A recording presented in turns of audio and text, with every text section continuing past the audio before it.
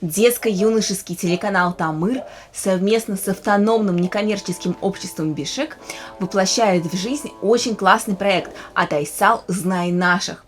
При поддержке фонда грантов главы Республики Башкортостан снимаются документальные фильмы об исторических личностях, родившихся на башкирской земле и много сделавших для своей родины.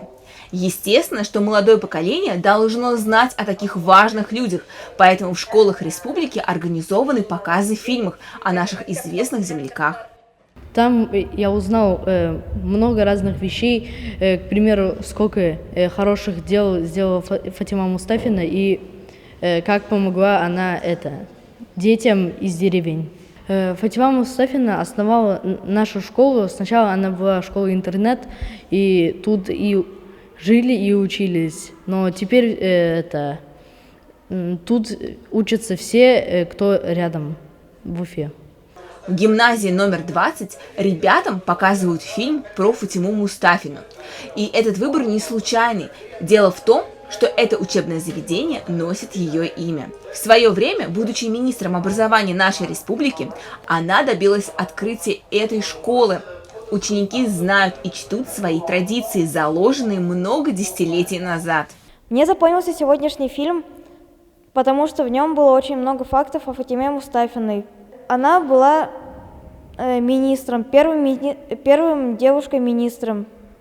Она открыла очень много школ в Башкортостане. В школе мы чтим память Фатиме Мустафиной,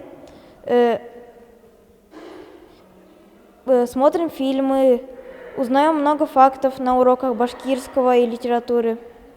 7 документальных фильмов, созданные о значимых личностях Башкортостана, транслируются и в школах, и в районных клубах, и в кинотеатрах. Все для того, чтобы люди знали о своих деятельных земляках.